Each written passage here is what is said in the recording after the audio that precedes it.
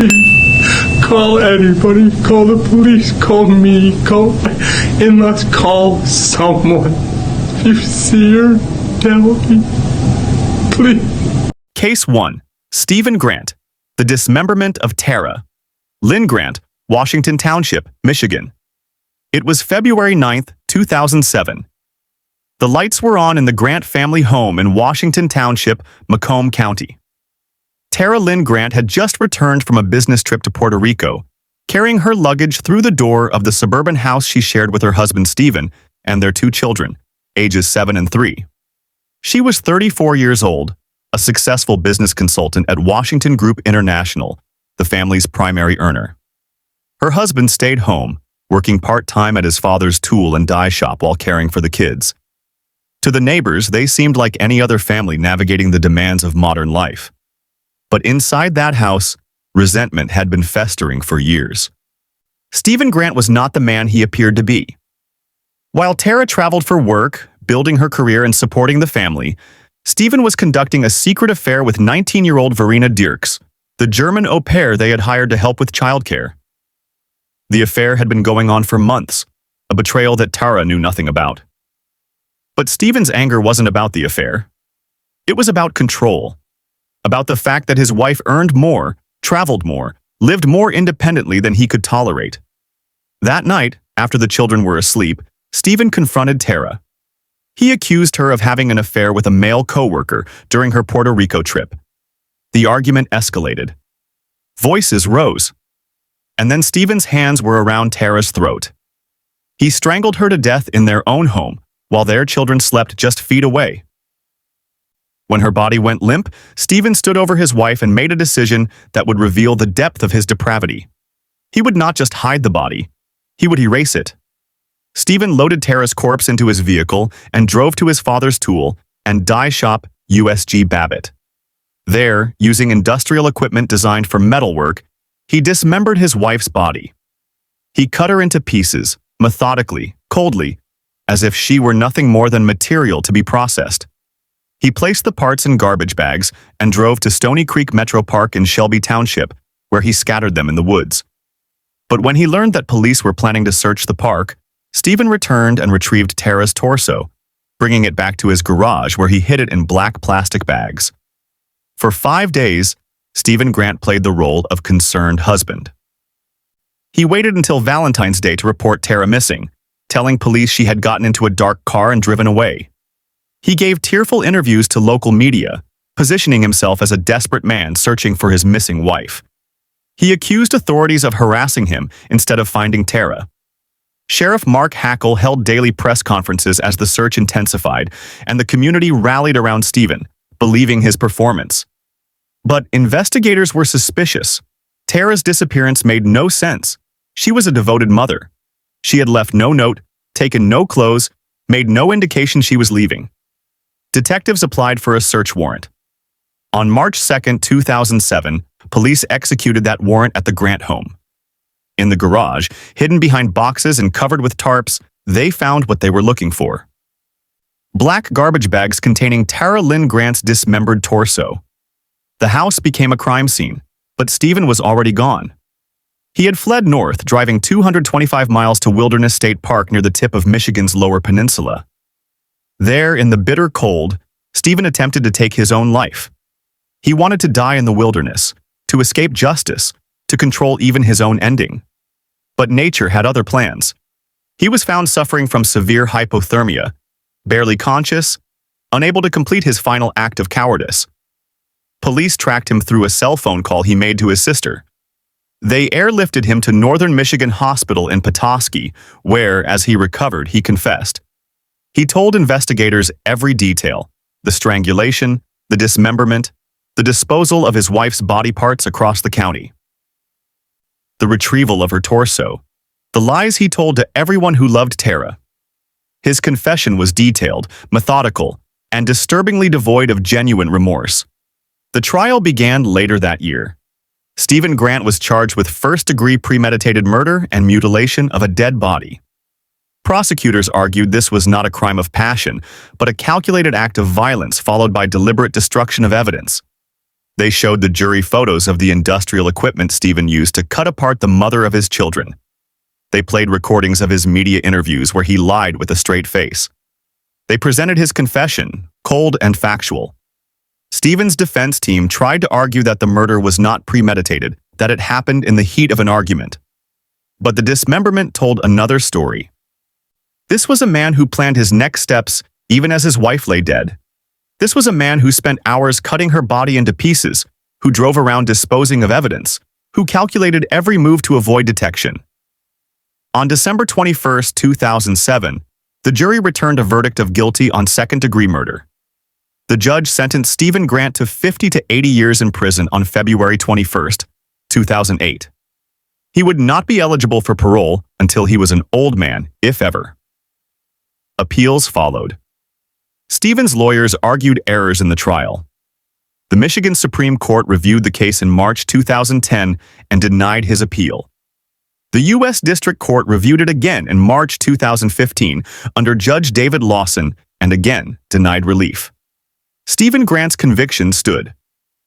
The aftermath of this crime rippled outward like poison.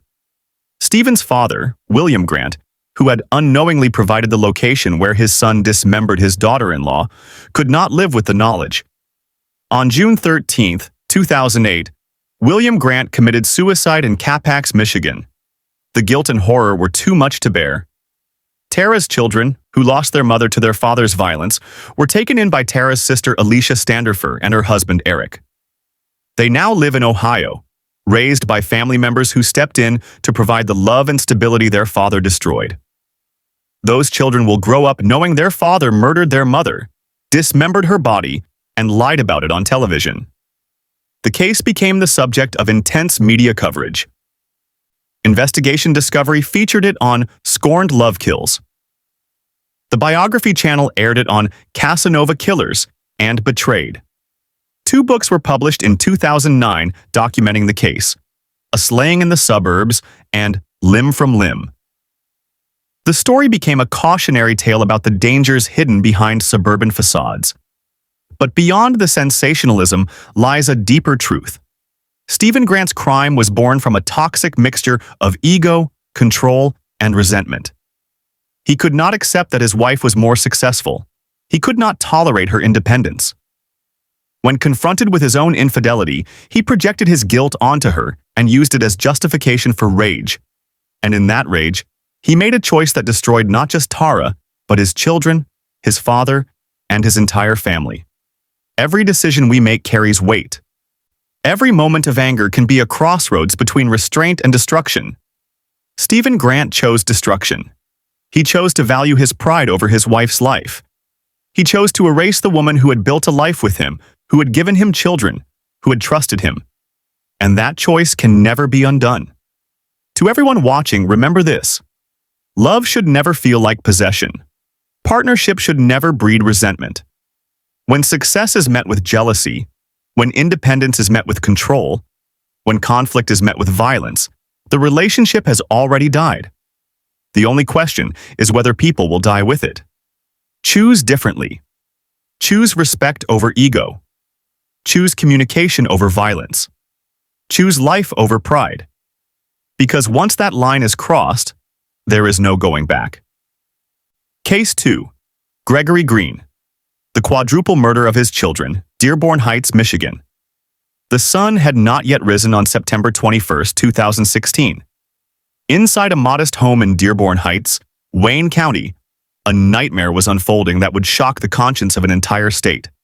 Faith Harris Green sat bound with duct tape and zip ties in her basement, her face slashed with a box cutter, blood streaming from a gunshot wound in her foot. Standing before her was her husband, 49-year-old Gregory Green. And what he was about to do would prove that some monsters wear the face of fathers. Gregory Green was a convicted murderer. In 1991, he had stabbed his pregnant first wife, Tanya Green, to death. He pleaded no contest to second-degree murder and was sent to prison. But this was not a man who used his time for reflection or rehabilitation. Prison evaluators who reviewed his case over the years noted that Gregory demonstrated little emotion or remorse. He showed a profound lack of empathy. He was denied parole 4 times because authorities recognized he was still dangerous. But in 2008, Gregory Green was released. He walked free, a killer given a second chance. And tragically, Faith Harris's father, a pastor and civil rights activist, had lobbied for Gregory's parole release. He believed in redemption. He believed people could change. He believed Gregory deserved another opportunity at life. On December 18, 2010, Faith married Gregory, not knowing she was walking into a prison of a different kind. The marriage was volatile from the beginning. Faith filed for divorce 3 times. 3 separate occasions when she tried to escape, only to be pulled back by promises of change that never materialized. In 2013, Faith sought a personal protection order from the court. She described Gregory as belligerent, aggressive, someone who kicked things and destroyed property while their baby slept. She was terrified. She needed legal protection. The court denied her request. The judge ruled there were insufficient allegations to justify a protection order. Faith was sent back into danger with nothing but hope that Gregory would not escalate. Neighbors later told investigators that Faith seemed like a prisoner in her own home, controlled, isolated, afraid. In the weeks before the massacre, Faith filed for divorce again. This time she was determined to go through with it. And Gregory knew he was losing control. He began planning his revenge. Shortly after midnight on September 21st, Gregory attacked Faith. He bound her with duct tape and zip ties, rendering her helpless. He slashed her face with a box cutter, the blade cutting deep, permanent scars forming in real time. He shot her in the foot, ensuring she could not run even if she managed to break free. Then he forced her to sit on the basement couch and watch what he had planned. Faith's son from a previous relationship, 19-year-old Chadney Allen Jr., was in the house. Gregory forced the teenager to bind his own sister's hands. 17-year-old Kara Allen was tied up in front of her mother and brother, terrified, begging for her life. Then Gregory raised his gun and shot both teenagers execution style.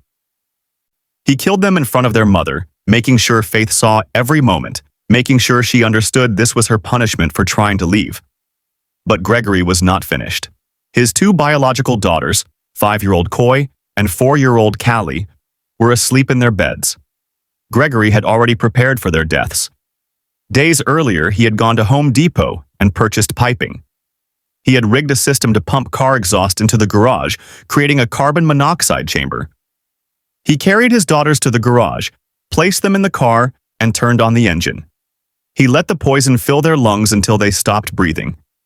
Then he moved their small bodies back to their beds, arranging them as if they were sleeping. When all 4 children were dead, Gregory called 911. His voice was calm, almost detached. He confessed immediately, telling dispatchers exactly what he had done. When police arrived, they found a scene of unspeakable horror. Faith, bleeding and traumatized, still bound in the basement. 2 teenagers shot in the head. 2 little girls poisoned and tucked into bed. And Gregory, waiting to be arrested, showing no emotion, no remorse, no humanity. The trial was swift.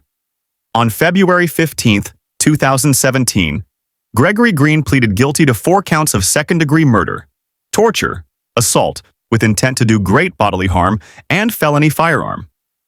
There was no point in denying what he had done. The evidence was overwhelming, and his own confession sealed his fate. Wayne County Circuit Court Judge Dana Hathaway presided over the sentencing. She called it by far the worst case she had ever seen in her career. Her voice carried both rage and grief as she addressed Gregory. Fathers are supposed to protect their children.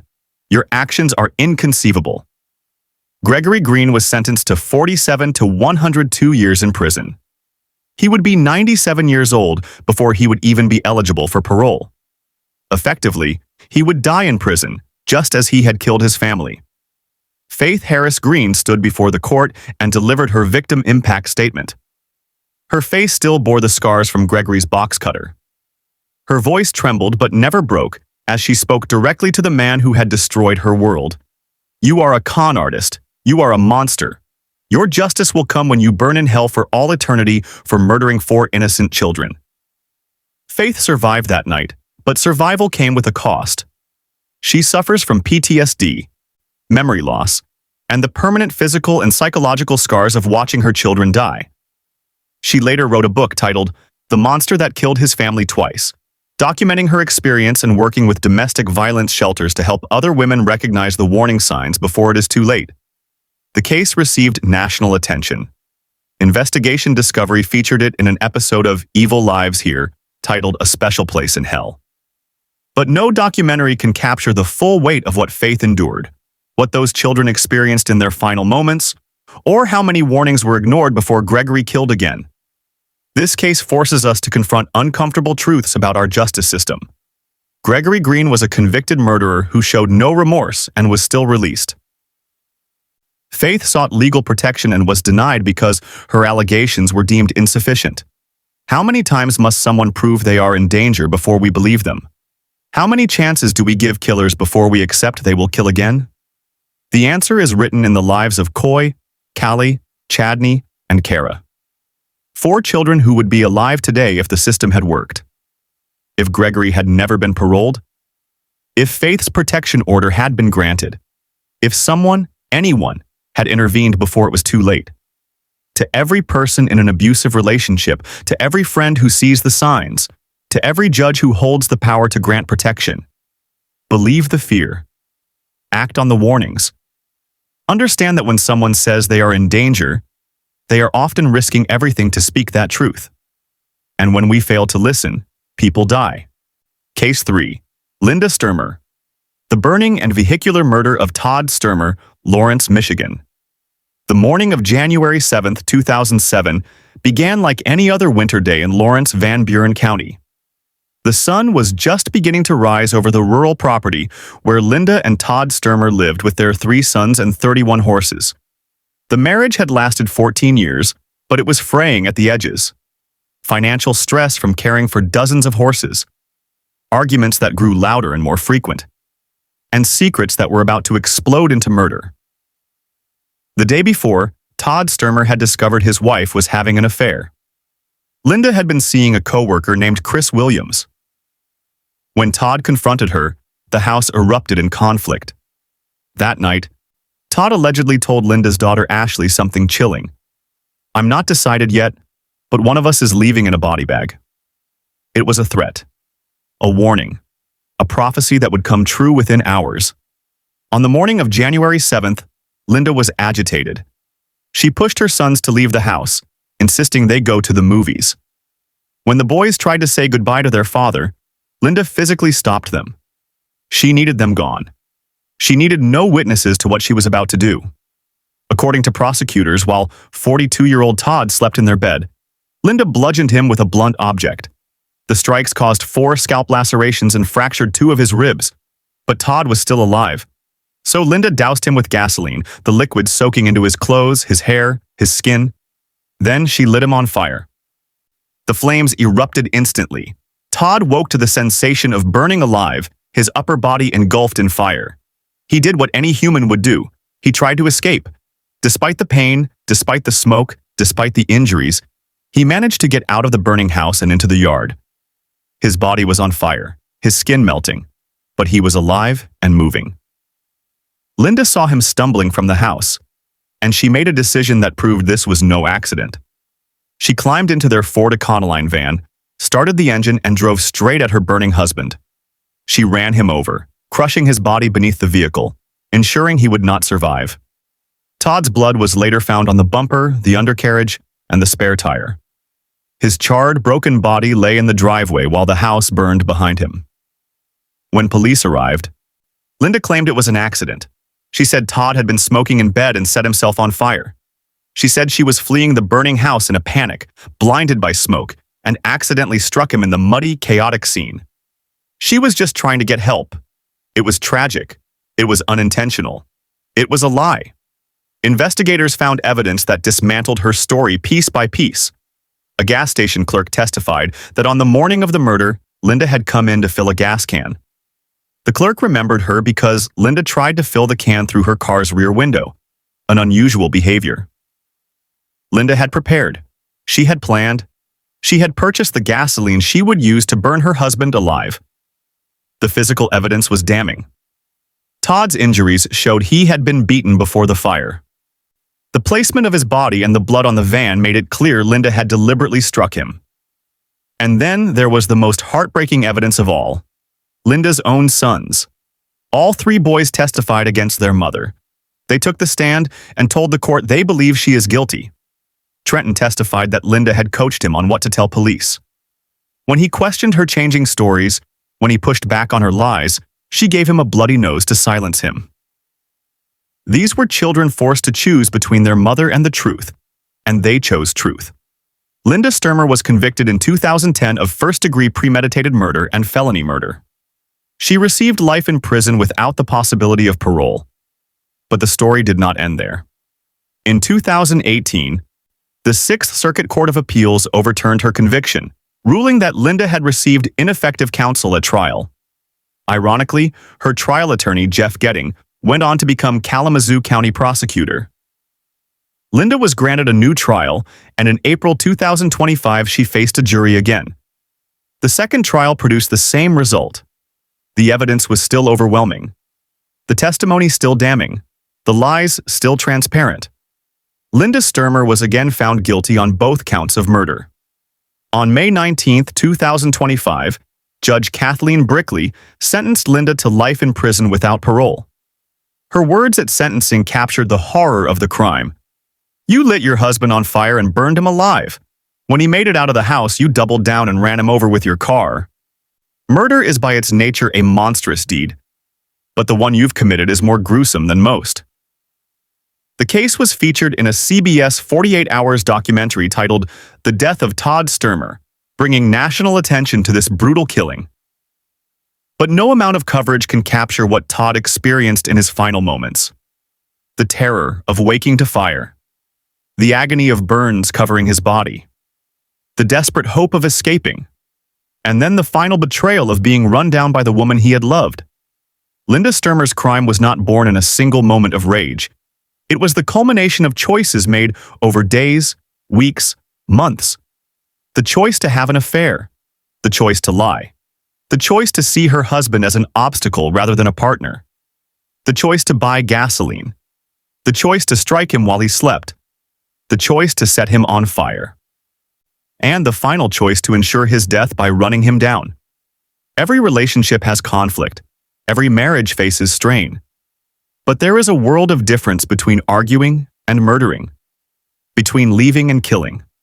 Between walking away and burning someone alive. Linda had options. She could have divorced Todd. She could have moved out. She could have sought counseling, mediation, or legal protection if she felt threatened. Instead, she chose the most violent, painful, cruel solution imaginable. To everyone watching, understand this. Endings do not have to be violent. Heartbreak does not justify homicide. When love fades, when trust is broken, when marriages die, the answer is separation, not annihilation. Let this story serve as a reminder that our choices in moments of anger define who we truly are. And once a life is taken, no appeal, no retrial, no second chance can bring it back. Case 4. Kelly Cochran. The Marriage Murder Pact Killings, Caspian and Hobart, Michigan. There are some relationships built on love, others on shared interests. And then there are relationships built on darkness, on pacts made in secret that promise violence to anyone who threatens the bond. Kelly and Jason Cochran made such a pact on their wedding night in 2002. They promised each other that if either had an affair, they would have to kill their lover. It sounded like twisted romantic devotion, a vow to protect their marriage at any cost. But when that cost became human life, the promise turned into double murder. Kelly and Jason Cochran had been married for over a decade when they moved from Indiana to Caspian, Michigan in 2013. The small town in Iron County, deep in Michigan's Upper Peninsula, was isolated and quiet. Jason suffered from chronic back pain and wanted access to Michigan's medical marijuana program. Kelly found work at Lake Shore Systems, a local manufacturing plant. That is where she met 53-year-old Christopher Regan, an Air Force veteran who worked alongside her. What began as workplace friendship evolved into a full-blown affair. Kelly and Christopher fell in love. They met in secret. They planned a future together. And Jason found out. When Jason discovered Kelly's affair in October 2014, he did not file for divorce. He did not leave. He reminded Kelly of their wedding night pact. She had broken her vow by loving another man. Now she had to kill him. On October 14, 2014, Kelly lured Christopher Regan to her home with the promise of sex. Christopher had no idea Jason would be there. He had no idea he was walking into an execution. Jason waited in the basement with a Marlin Model 60 rifle, hidden, silent, patient. When Christopher arrived, Kelly led him down the stairs. Jason stepped out from the shadows and shot Christopher in the back of the head. Death was instant. But killing him was only the beginning. Kelly and Jason spent hours dismembering Christopher's body using a reciprocating saw, cutting through bone and flesh until nothing recognizable remained. They placed the body parts in bags and drove to wooded areas off Pentoga Trail in Crystal Falls Township. There, in the darkness, they scattered the remains, believing the forest would hide their secret forever.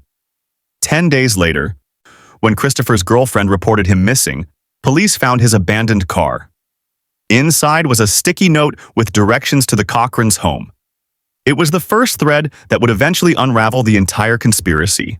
The couple moved to Indiana in early 2015, trying to start fresh, trying to escape the guilt and the investigation. But Kelly could not forgive Jason. He had forced her to kill the man she loved. He had taken away her chance at happiness. And she began planning her revenge. On February 20th, 2016, Jason Cochran was high on heroin, a habit he had developed to cope with his chronic pain and the weight of what they had done. Kelly saw her opportunity. She gave him an additional lethal dose of the drug, enough to stop his breathing. Then, as he lay dying, she climbed onto his lap, placed her hands over his mouth and nose, and suffocated him. She held him until his body stopped fighting, until his lungs gave out, until he was gone. It was personal. It was intimate. It was murder disguised as an overdose. Jason's death was initially ruled accidental. But his death reopened the cold case investigation into Christopher Regan's disappearance. Detectives began looking more closely at Kelly, and in April 2016, she confessed. Kelly led investigators to the woods where they had scattered Christopher's remains. In May 2016, police recovered Christopher's skull, which showed a bullet hole exactly where Kelly said it would be. They also found his eyeglasses, preserved in the soil. The evidence matched her confession perfectly. Kelly Cochran was charged with first-degree murder, aiding and abetting, conspiracy to mutilate a dead body, and other related charges in Michigan. After a 3-week trial in Iron County in February 2017, the jury found her guilty on all counts. On May 10, 2017, she was sentenced to life in prison without the possibility of parole. But Michigan was not the only state seeking justice. In May 2018, Kelly pleaded guilty in Indiana to murdering her husband Jason. She received 65 additional years to be served consecutively to her Michigan life sentence. Appeals through Michigan's Supreme Court in March 2020 were denied. Kelly Cochran will die in prison. But the horror did not end with her convictions. During interviews with investigators, Kelly hinted that she and Jason may have killed as many as 9 people over the years. She spoke casually about murder, as if it were routine, as if human life meant nothing. Neighbors in Caspian later alleged they may have been served human remains at a barbecue the Cochrans hosted, claims that were never proven but added to the nightmare surrounding this case. The case was featured on Investigation Discovery's docuseries Dead North in May 2018 and on Oxygen's Snapped. But no television show can capture the twisted psychology of a marriage built on murder pacts and mutual destruction. Kelly and Jason Cochran's story forces us to confront a terrifying truth. Some relationships are not just toxic, they are lethal.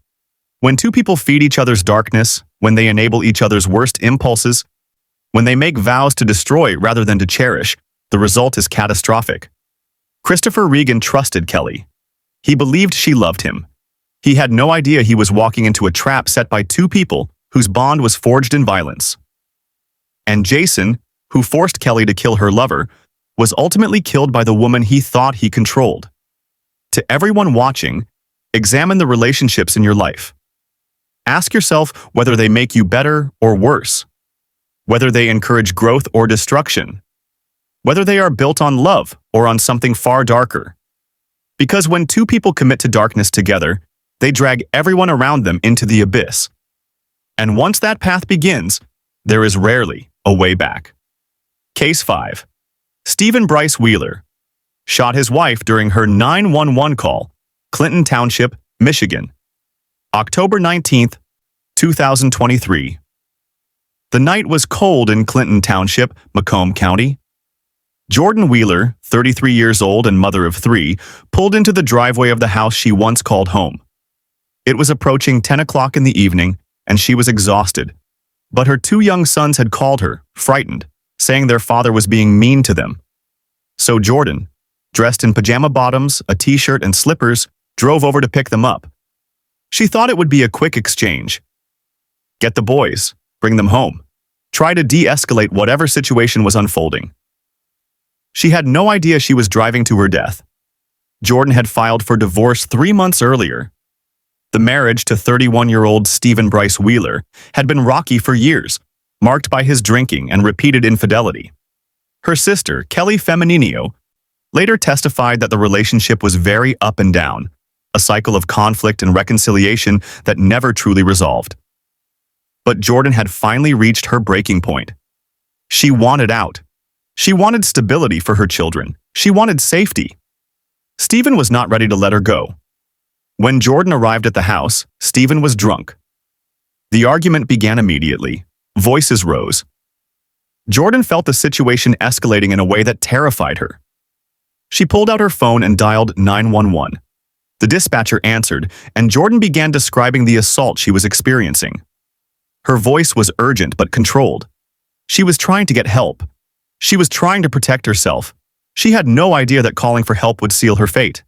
Within 6 to 7 minutes of arriving at the house, while still on the phone with 911, Stephen pulled out a .45 caliber handgun and shot Jordan 5 times in the head. The dispatcher heard the shots. The recording captured the moment Jordan's life ended. Her voice stopped mid-sentence. The line went silent except for the echo of gunfire. Inside the house, Jordan's 2 young sons heard the shots and ran. They fled the house and sprinted down the street, screaming for help, their mother's blood on the floor behind them. Stephen stood over Jordan's body, gun in hand, knowing what he had done, knowing there was no explaining this away, knowing he had murdered the mother of his children while they were in the house, and knowing it was all recorded. The police arrived within minutes. Jordan was pronounced dead at the scene. Her body, still dressed in pajamas and slippers, lay where she had fallen. The 911 recording would become one of the most powerful pieces of evidence in the trial, a recording that captured a woman begging for help and a man choosing murder. Stephen Bryce Wheeler was arrested and charged with first-degree premeditated murder and felony firearm.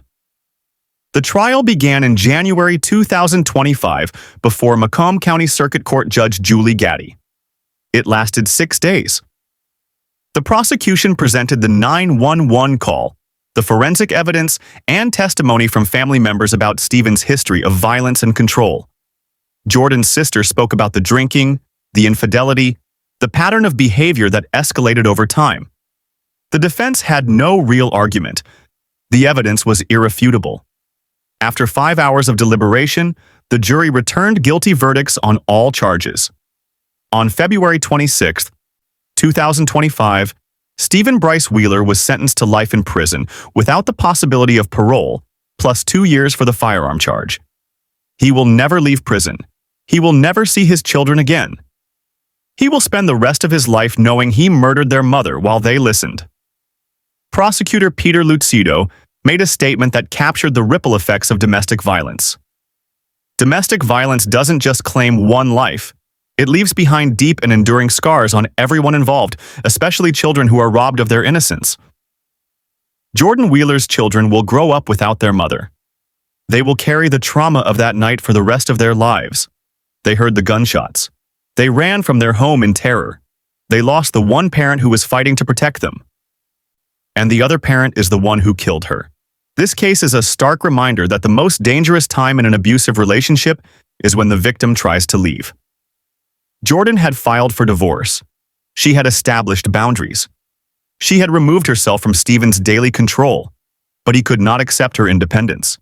He could not tolerate the loss of power. So when she came to pick up her children, when she called 911 for help, he chose to ensure she would never leave him again. Not through reconciliation, not through persuasion, but through murder. To every person who thinks leaving is the hardest part, understand that leaving can also be the most dangerous part. Abusers escalate when they lose control. They become desperate. They become violent. They become lethal. If you are planning to leave an abusive partner, do not do it alone. Reach out to domestic violence organizations. Make a safety plan. Have people around you. Tell people where you are going.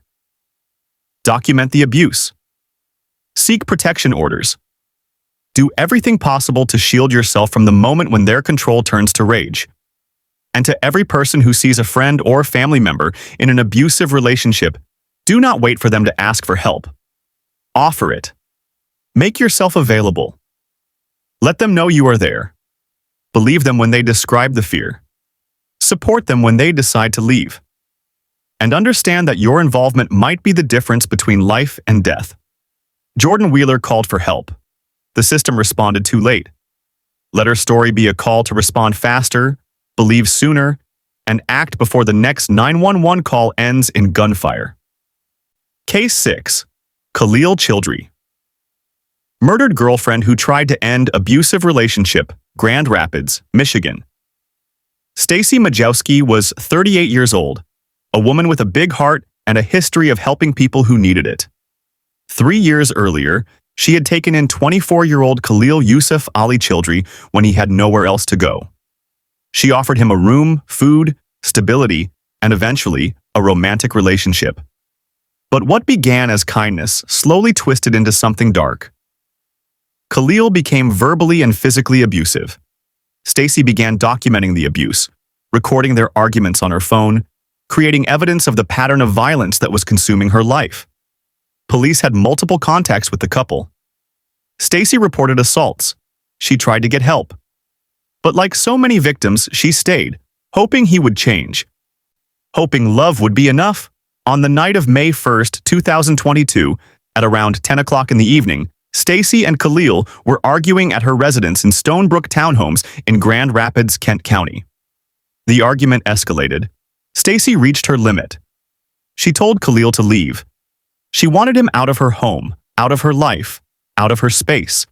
It was the boundary she had been too afraid to set for years, and it cost her everything. According to his own confession, when Stacy told him to leave, everything went black. Khalil pulled out his registered pistol and shot Stacy in the head. She collapsed on her bed, surrounded by blood, her life ending in an instant. Khalil stood there, gun still in hand, as Stacy's 2 adult sons, Joseph and Matthew Whitby, heard the commotion. They heard a door slam. They heard a loud noise. They rushed to investigate and found their mother dying, blood pooling around her head, and Khalil standing in the room with the weapon. The sons immediately called 911. The recording captured their panic and horror. One of them screamed into the phone, "My mama got shot!" When the dispatcher asked who did it, the response was immediate. Khalil Childry. There was no confusion, no mystery, no question about what had happened. Khalil had murdered Stacy in front of witnesses who loved her, and now he would have to face the consequences. Stacy was rushed to the hospital, but the damage was catastrophic. She died at approximately 4 o'clock in the morning on May 2nd. Khalil was arrested that same night near Service Drive Northeast and Ball Avenue Northeast. Police found blood on his hand. He did not deny what he had done. He confessed. He admitted to pulling the trigger. He admitted to ending her life because she asked him to leave. The trial took place in March 2024. It lasted 1 week. The prosecution presented the 911 call, the forensic evidence, the testimony of Stacy's sons, and Khalil's own confession. They argued that this was first-degree premeditated murder, a killing born not from sudden rage but from a man's refusal to let go of control. The defense had no real counter. Khalil's actions were clear, documented, and undeniable. The jury convicted Khalil Childrey of first-degree murder and felony firearm. The sentence was mandatory: life in prison without the possibility of parole. Khalil, who had been given a home by Stacy, who had been offered love and support, repaid her kindness by taking her life the moment she tried to reclaim her independence. Stacy's best friend, Rachel Vogel, spoke about who Stacy really was. Very outgoing and happy all of the time. A heart of gold.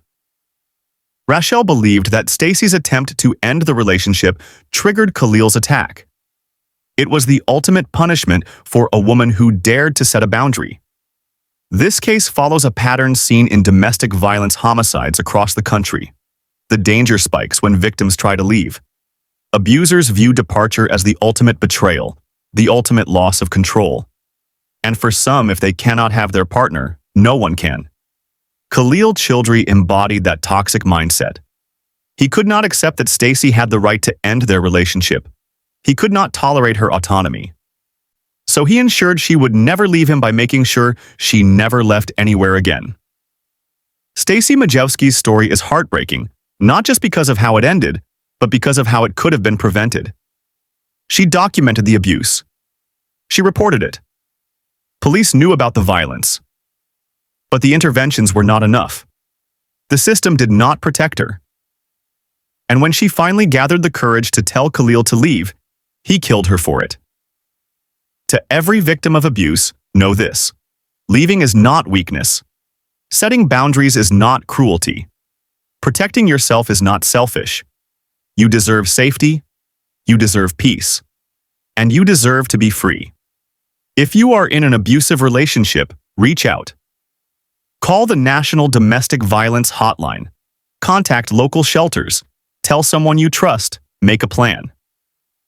And understand that when you tell an abuser to leave, you may need backup, witnesses, or law enforcement present to ensure your safety. To every person who sees the signs in someone else's life, speak up. Offer help. Be the person who intervenes before it is too late. Stacy Majewski had a heart of gold. She helped a man who had nowhere to go, and he repaid her kindness with violence. Let her story remind us all that love should never hurt and kindness should never be punished with death. Case 7. Thomas McClellan. Stabbed stepdaughter for asking for food. Holt, Michigan. November 1st, 2016. A quiet afternoon in Holt, Ingham County. Inside a modest apartment, 25-year-old Thomas McClellan was napping on the couch while his girlfriend, Victoria King, was at work. The household was calm. The television was on. And then 5-year-old Luna Younger, Thomas's stepdaughter, walked into the room. She was hungry. She asked Thomas for something to eat. It was an innocent request, the kind children make dozens of times a day. It should have ended with a snack or a promise to wait for dinner. Instead, it ended with murder. In a taped confession to Detective Charles Buckland of the Ingham County Sheriff's Department, Thomas described what happened in chilling detail. I told her it wasn't dinner time. It tipped me over the edge. She gave me more attitude. When Luna persisted, when she asked again, Thomas's rage exploded. He grabbed the little girl, threw her to the floor, and sat on top of her small body. He pulled out a pocket knife, and he stabbed 5-year-old Luna in the chest at least 5 times. He admitted that the little girl cried and coughed as the blade went in again and again. She was dying beneath him, and he did not stop. When Luna finally went silent, Thomas stood up and looked at what he had done. He had murdered his girlfriend's daughter over a request for food. And now he needed to hide the evidence. He wrapped Luna's body in blankets and paper towels, creating a makeshift shroud. Then he doused the pile in vodka, struck a match, and set it on fire. The flames spread quickly, consuming Luna's remains and spreading throughout the apartment.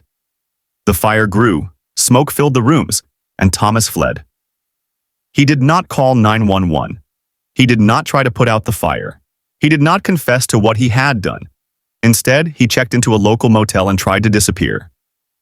But investigators quickly identified him as a person of interest, and Thomas eventually surrendered, knowing there was no way to escape the truth. The trial was held before Ingham County Circuit Court Judge Joyce Dragonchuk. Thomas's defense attorney, Patrick Crowley, took an unusual approach. He admitted that Thomas had committed murder. There was no denying the stabbing, the fire, or the death of an innocent child. But Crowley argued that this was second-degree murder, not first-degree. He characterized Thomas as a good stepfather who snapped, a man who lost control in a moment of frustration and committed an unpremeditated act of violence. Prosecutors disagreed.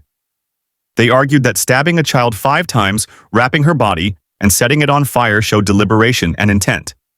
This was not a momentary loss of control.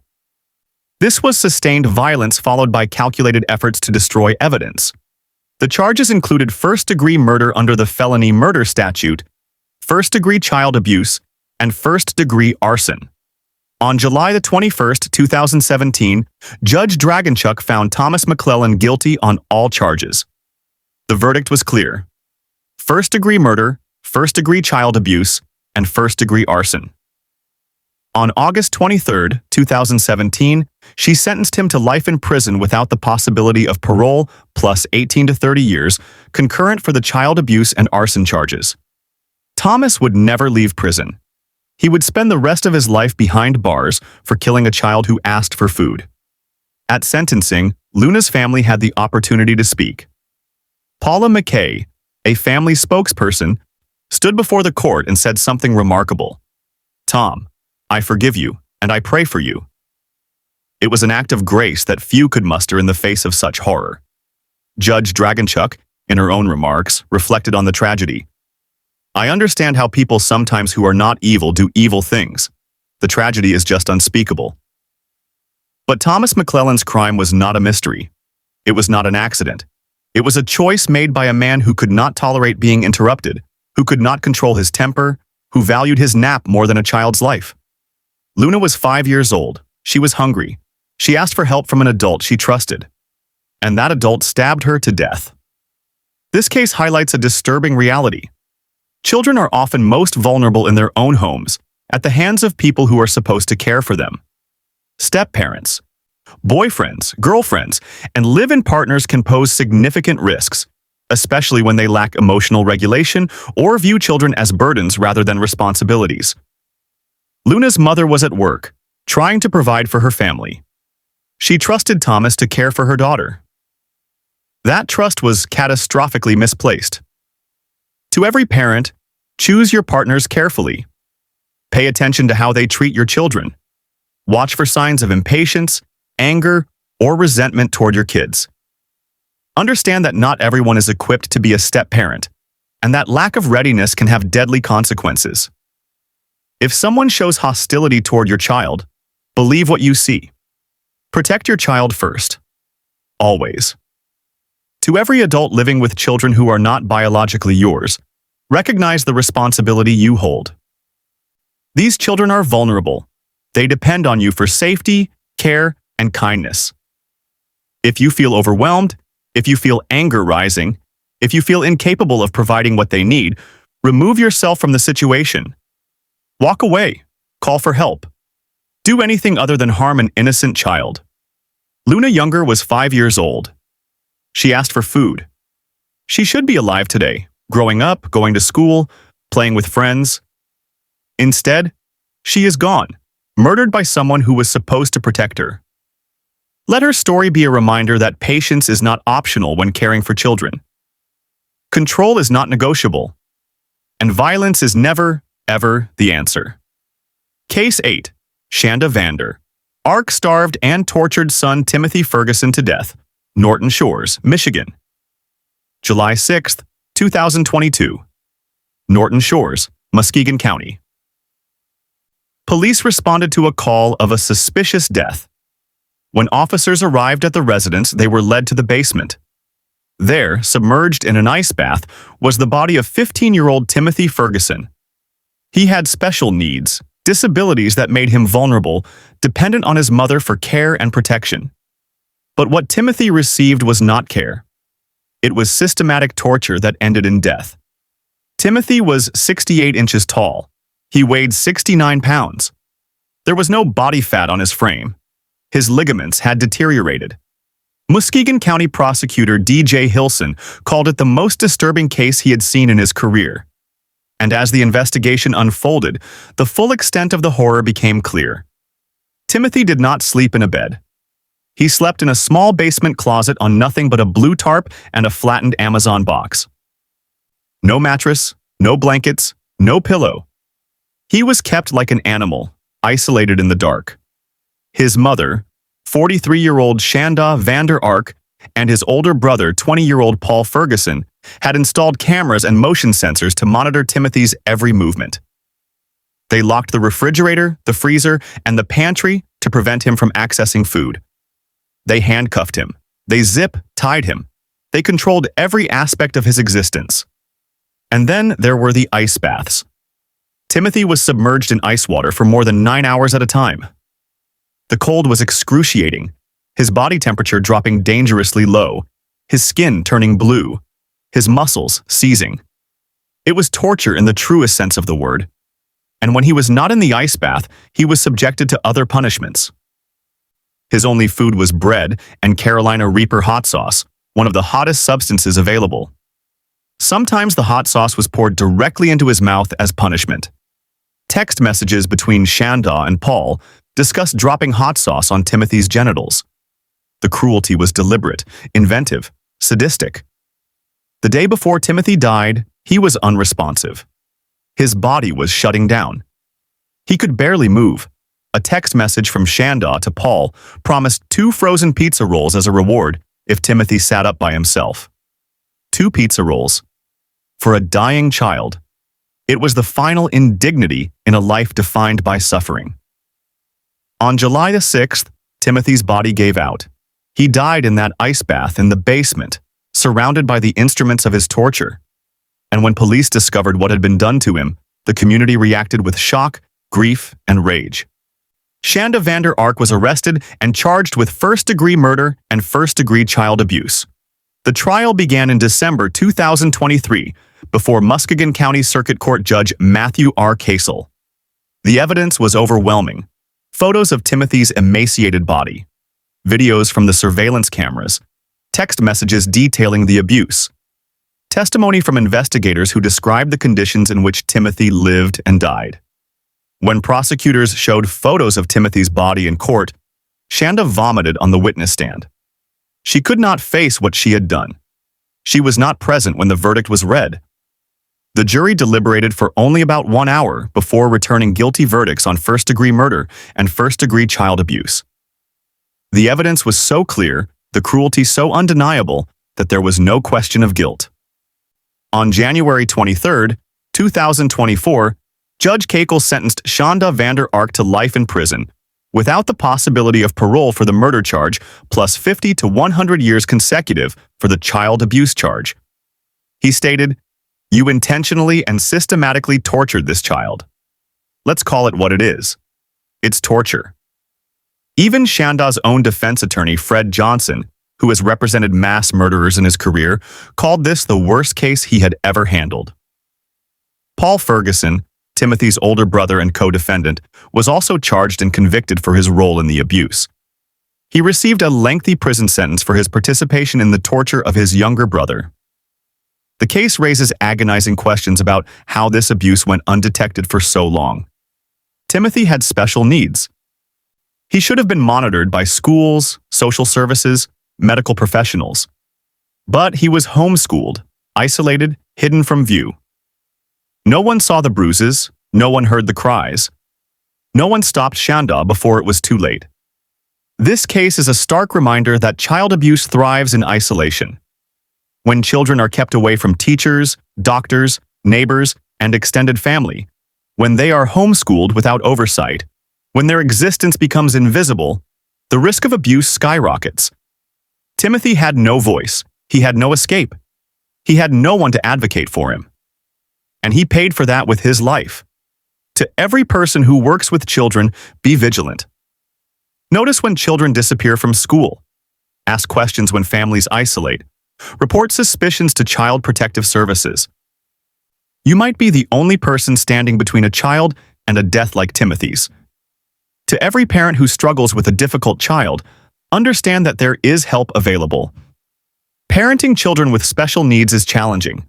It requires patience, resources, and support.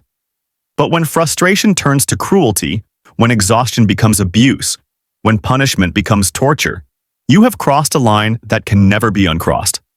Seek help before you harm. Walk away before you destroy.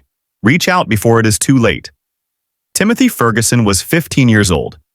He deserved love, care, and protection. Instead, he received torture and death from the people who should have cherished him most. Let his story be a call to see the invisible, hear the silent, and protect the vulnerable before another child dies alone in a basement. Case 9. Candace Diaz and Brad Fields. Tortured 4-year-old Gabby Barrett to death, Sumter Township, Michigan. January 1st, 2018. New Year's Day. A day meant for celebration, new beginnings, and hope. But inside a mobile home in Sumter Township, Wayne County, there was no hope. Only suffering. Only horror. 4-year-old Gabrielle "Gabby" Barrett was found unresponsive, her small body covered in burns and injuries so catastrophic that the Washtenaw County medical examiner would later describe it as the worst child abuse death he had seen in decades. Gabby died of septic shock. Her body had broken down from prolonged torture, infection spreading through her system, her organs failing one by one. The evidence of what she endured was written on her skin, in her bones, in every cell of her brutalized body. Her skin bore extensive scalding burns. Melted flesh was found in the bathtub drain, evidence that she had been submerged in water so hot it literally cooked her alive. Her big toe had fallen off from abuse. Her hair had been pulled from her scalp while she was still alive, a condition called traumatic alopecia.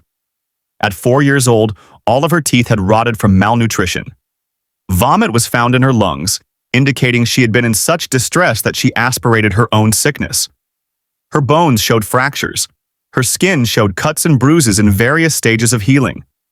Every inch of her told the story of prolonged, deliberate torture. The perpetrators were Gabby's mother, 24-year-old Candace Diaz, and her boyfriend, 28-year-old Brad Fields. Facebook messages between them revealed the systematic abuse. Cold baths as punishment, forcing Gabby to sleep on garbage bags in her underwear, striking her in the mouth, withholding food. Brad Fields sent messages threatening to urinate in the child's face and to make her drown. These were not idle threats. They were descriptions of ongoing abuse that culminated in death. Gabby had not always lived with her mother. She had been staying with her grandmother, safe and cared for, until September 2017 when she returned to Candace. In those few short months, her life became a nightmare. But at school, Gabby found brief escape. Teachers described her as unusually friendly and eager for hugs. She craved affection, kindness, safety. School was her refuge. And then she stopped going. After Gabby's death, Candace Diaz and Brad Fields fled Michigan. They knew what they had done. They knew investigators were coming. They ran, driving south, trying to escape justice. But police tracked them through cell phone pings, following their path down the interstate. On January 9, 2018, authorities arrested them in Lake Park, Georgia, near the Florida border. They were brought back to Michigan to face trial. Brad Fields was tried first, in October 2018 before Wayne County Circuit Court Judge Vonda Evans. The evidence was overwhelming. Photos of Gabby's injuries, medical testimony about the torture she endured, the Facebook messages detailing the abuse. The jury convicted Fields of felony murder, second-degree murder, first-degree child abuse, and torture. On October 9, 2018, Judge Evans sentenced him to life in prison without the possibility of parole. At sentencing, Judge Evans made a statement that captured the community's horror. Even in Beauty and the Beast had a good heart. Brad, you're a murderer. She compared the home to the cursed castle in the fairy tale, a place where something monstrous lurked behind closed doors. Candace Diaz was convicted separately. She was sentenced on December 5, 2018 to 30 to 60 years in prison. Judge Evans addressed her directly. You are a female breeder who neglected your child for the love of a bum named Brad. The judge's words were harsh, but they reflected the truth. Candace had chosen her boyfriend over her daughter. She had allowed, participated in, and enabled the abuse that killed Gabby. Gabby Barrett was 4 years old. She should have been playing, learning, growing. She should have been safe in her mother's care. Instead, she was tortured to death, her short life defined by pain, fear, and betrayal. Her teachers remember her as a child desperate for love. Her grandmother remembers her as a little girl who should have stayed with her, protected, alive. This case highlights a devastating pattern. Children are often most at risk when a parent chooses a partner over their child. Candace Diaz prioritized her relationship with Brad Fields above her daughter's safety. She stood by while he abused Gabby. She participated in the abuse. She allowed a man to torture her child rather than lose his affection. And that choice destroyed an innocent life. To every parent, your children must come first. Always. If your partner harms your child, you leave. If your partner threatens your child, you call the police. If your partner hates your child, you choose your child. There is no middle ground. There is no compromise. Love should never require you to sacrifice your child's safety. To every person who sees a child suffering, say something. Report it. Call Child Protective Services. Call the police. Do not assume someone else will intervene. Gabby's teachers saw how desperate she was for affection. They knew something was wrong, but they may not have known the full extent of the horror. If you suspect abuse, act. Your call could save a life. Gabby Barrett deserved better. She deserved a mother who protected her. She deserved a home free from violence. She deserved to grow up. Let her story be a call to protect every child, believe every warning sign, and choose children over everything else. Because when we fail to protect them, they pay with their lives. Case 10.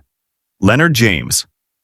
Ambushed wife in her car during divorce, Saginaw Township, Michigan. April 20th, 2020. The COVID-19 pandemic had just begun shutting down the world. Hospitals were overwhelmed. People were isolating. Fear filled the air. But for Vernita Hicks, a healthcare worker in Saginaw Township, Saginaw County, the greatest danger was not the virus. It was her husband, 52-year-old Leonard James. Vernita wanted a divorce. She had told Leonard the marriage was over. She was moving on with her life. But Leonard could not accept it. He could not tolerate losing control. So he began planning. On April 20th, while Vernita worked her shift at Health Source in Saginaw Township, Leonard broke into her vehicle in the parking lot. He hid inside, waiting in silence, knowing she would eventually finish work and return to her car. He brought a knife. He prepared himself mentally for what he was about to do. And when Vernita opened the door, climbed into the driver's seat, and started the engine, Leonard struck. He stabbed her multiple times, the blade piercing her body again and again as she fought to escape. The car, still in motion, crashed on State Street. Vernita was bleeding, dying, her life draining onto the seat beneath her. Leonard fled the scene, running from the wreckage, leaving his wife to die alone. But he was apprehended shortly after at a nearby supermarket. Police arrested him, and the evidence was undeniable. Vernita's blood on his clothes, witnesses who saw him fleeing, the knife, the premeditation of hiding in her car. This was not a crime of passion. It was an ambush. It was murder. Due to COVID-related court delays, Leonard James spent over 1,000 days in the Saginaw County Jail awaiting trial. The backlog was enormous. Trials postponed month after month as the pandemic shut down courtrooms across the state. But justice, though delayed, was not denied. Days before his scheduled trial in April 2023, Leonard James changed his plea to guilty to open murder. Visiting Judge James Borchard held a hearing to determine the degree of murder. The facts were clear. Leonard had hidden in Vernita's car, lying in wait, planning to kill her the moment she was vulnerable. That showed premeditation. Judge Borchard ruled this constituted first-degree murder. In July 2023, Leonard James was sentenced to life in prison without the possibility of parole. Chief Assistant Prosecutor Blair Stevenson noted the tragic 3-year delay due to case backlogs, a delay that added insult to injury for Vernita's family. At proceedings, Vernita's mother, Aquila Flinnan, spoke about her daughter. "I miss her. She was a good person. I was looking forward to her taking care of me. Now I have to raise her sons." Vernita had been a daughter, a mother, a healthcare worker on the front lines of a pandemic. She was trying to save lives while her own husband was plotting to take hers. Leonard James's crime followed a pattern seen in domestic violence homicides. The danger escalates when victims try to leave. Vernita filed for divorce. She asserted her independence. She told Leonard the relationship was over, and for that, he killed her. This case is a reminder that separation is not safety. Divorce papers are not protection. When someone has shown controlling, violent, or obsessive behavior, their danger does not end when the relationship ends. In fact, it often intensifies.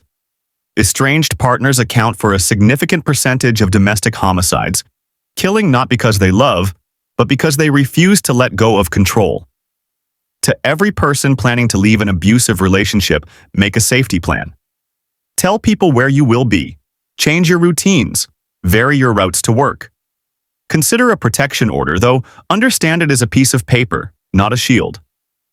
Park in well-lit, public areas. Be aware of your surroundings. Trust your instincts. If something feels wrong, it probably is. To every family member of someone trying to leave an abuser, stay close. Check in regularly. Offer to accompany them to work, to court, to anywhere they need to go. Be present. Be vigilant. Be the support system that could make the difference between life and death. Vernita Hicks was a good person. She worked to save lives during a pandemic. She was a mother to sons who needed her. She was a daughter her mother relied on. And Leonard James took all of that away because he could not accept that she no longer wanted to be married to him. His selfishness, his entitlement, his need for control turned deadly. And now Vernita's sons grow up without their mother, raised by their grandmother, carrying the trauma of knowing their father murdered the woman who gave them life. Let this story be a warning that divorce does not mean distance from danger. Let it be a reminder that abusers escalate. Let it be a call to stay vigilant, stay connected, and never assume that leaving means safety. Because for Vernita, leaving meant death. And her story must teach us to protect others before it is too late. 10 cases. 10 Michigan families shattered. 10 reminders that domestic violence can escalate to murder when warning signs are ignored, when protection orders are denied, when dangerous people are released, when isolation hides abuse, when children are left vulnerable, when partners choose control over love. These stories are not just about murder. They are about the choices that lead to murder. The choice to value pride over partnership. The choice to see people as possessions. The choice to respond to rejection with violence. The choice to hurt rather than heal. To every viewer, examine your relationships. Are they built on respect or control? On love or possession? On equality or dominance? If someone makes you feel afraid, believe that fear. If someone isolates you, reach out. If someone hurts you, leave. And if you see someone else suffering, intervene. The power of our decisions cannot be overstated. Every choice we make in anger, in jealousy, in pride, echoes through time. These 10 perpetrators made choices that destroyed lives, devastated families, and left scars that will never heal. Let their crimes teach us to choose differently. Choose patience over rage. Choose freedom over control. Choose life over pride. Remember the victims. Tara Lynn Grant. Coy, Kayleigh, Chadney, and Kara. Todd Sturmer. Christopher Regan and Jason Cochran. Jordan Wheeler. Stacy Majowski. Luna Younger. Timothy Ferguson. Gabby Barrett. Vernita Hicks. Say their names. Remember their stories. And let their deaths be a call to build relationships on love, respect, and the understanding that true love never harms, never controls, and never kills.